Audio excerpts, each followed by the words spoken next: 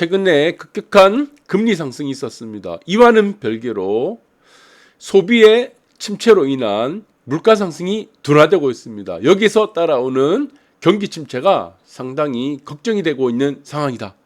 이렇게 보고 있습니다. 그래서 간밤에 미국의 소비자 물가 지수 CPI가 발표가 되었었는데 이전 달에 있습니다. 6월 달에 있었던 CPI가 9.1%입니다. 6월 달 9.1%고 네, 지금 잘못 적었는데 9.1%. 7월에 지금 물가 상승이 8.5%입니다. 10월에 8.5%. 자, 다시 한번 쓸게요. 자, 지금 7월 달이 8.5%가 돼 버린 거죠. 8.5%.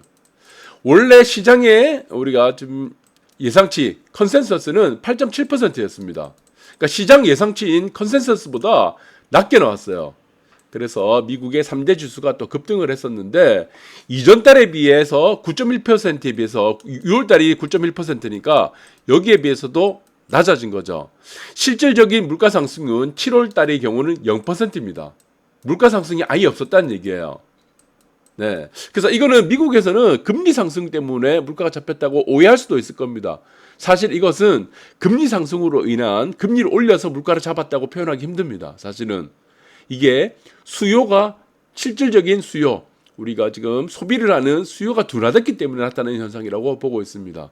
어차피 공급망에 의해서 지금 이제 물가가 상승된 부분이기 때문에 금리와는 아예 연관이 없는 건 아니겠지만 어느 정도는 이제 수요를 우리가 지금 둔화시키는 요인이 될 수 있겠지만 절대적인 부분들은 아니다 이렇게 보고 있습니다. 그래서 지금 앞으로도 마찬가지지만 제가 이미 2달 전에 말씀드렸죠. 지금의 물가의 꼭지다.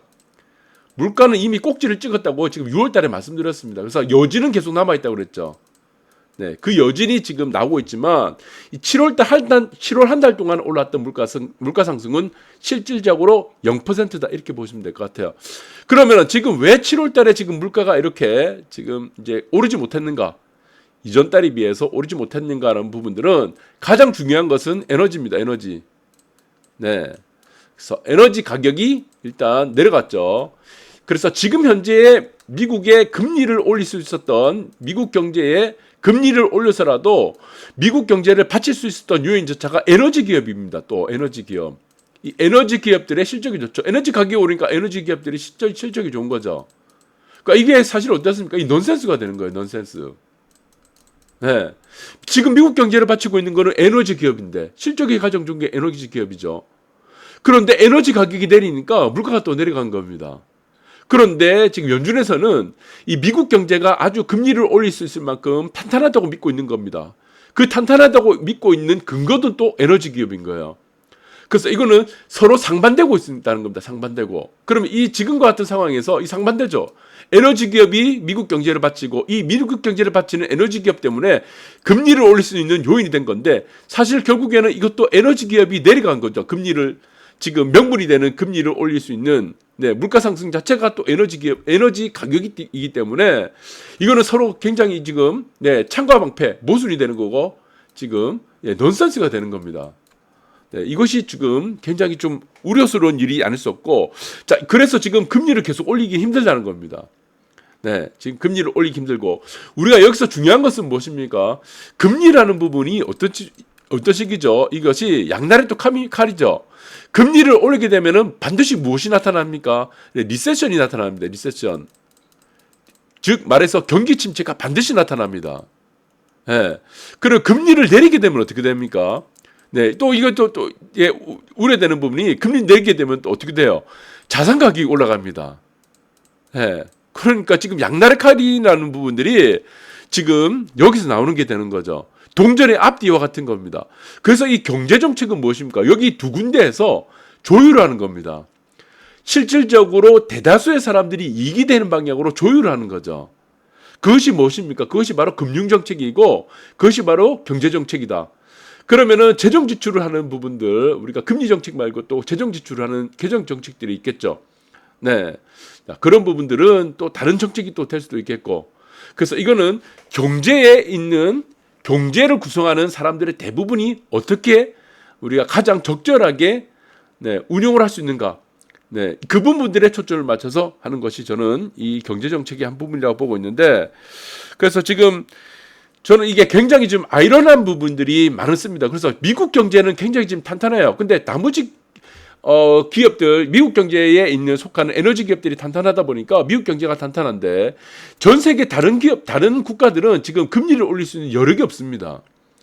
그만큼 침체에 지금 와닿고 있기 때문에 지금 전 세계적으로도 침체에 지금 네, 금리라는 이런 물가가 상승하는 부분에 대해서 미치는 영향보다는 이제는 금리를 올렸던 이유들 때문으로 인해서 경기가 침체하는 요인들이 지금 실질적으로 와닿고 있다. 이 부분을 저는 강조를 하고 싶습니다.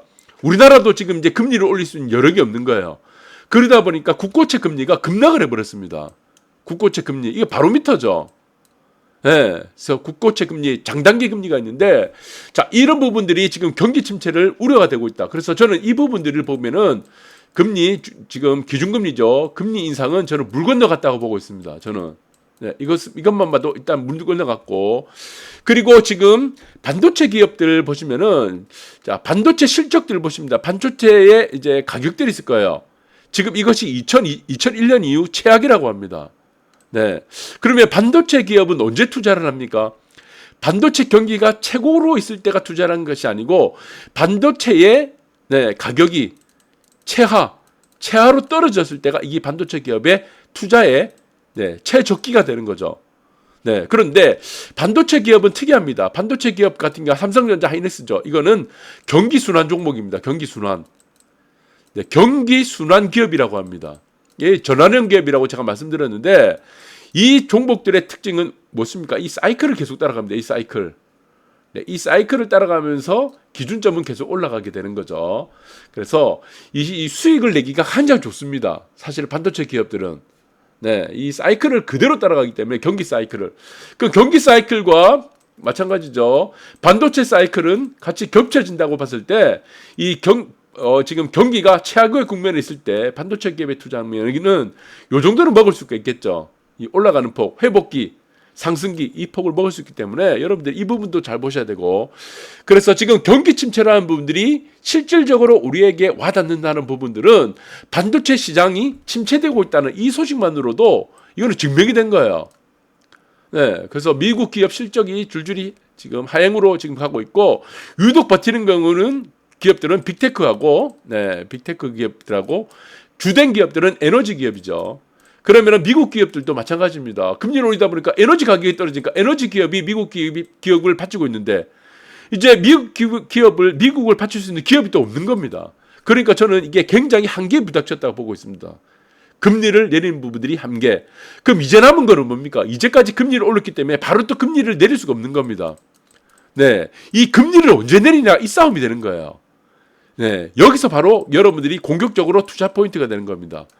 이 금리를 내린다. 이것은 결국 무엇이죠? 화폐를 푼다는 거죠.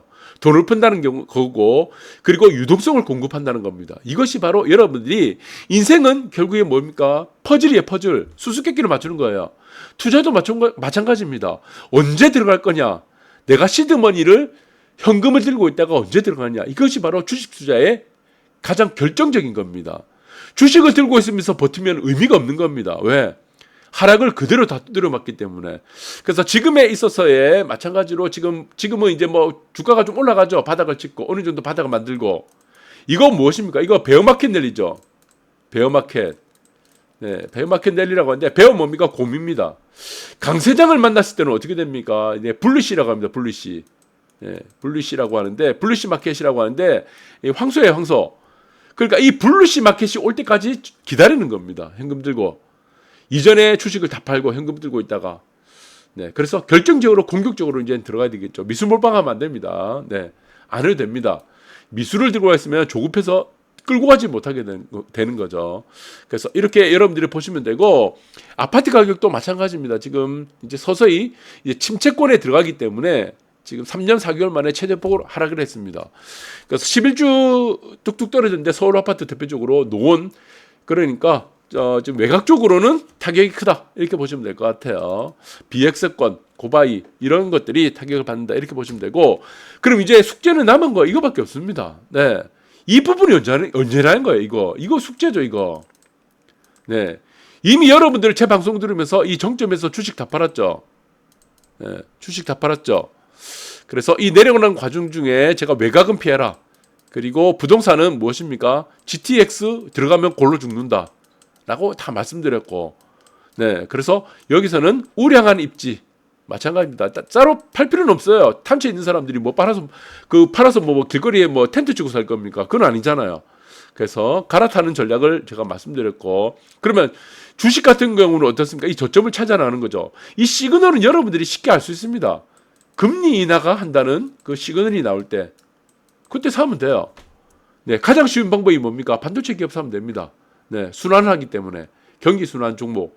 그리고 그것보다 더 중요한 것은 무엇이냐? 가장 먼저 치고 가는 업종이 있습니다. 네. 이것이 지금 1년이 지날지 뭐 2년이 지날지 여러분들이 뭐 6개월이 지날지 몰라요. 이 시그널을 언제 주느냐가 문제되겠죠. 그럼 바닥을 쳤을 때 바로 올라갔냐? 그것도 아니잖아요. 행보가 될 수도 있겠고.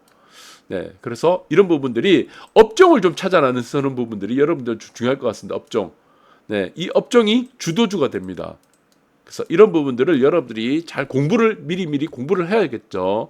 바닥을 치기 전에 본격적 6개월 전부터는 경제신문 다 읽어야 됩니다. 그러면 눈에 딱 보일 겁니다. 어떤 업종이 될 것인가. 이전에 2020년도 3월 달에 그때 크게 올라갈 때는 업종이 무엇이었습니까?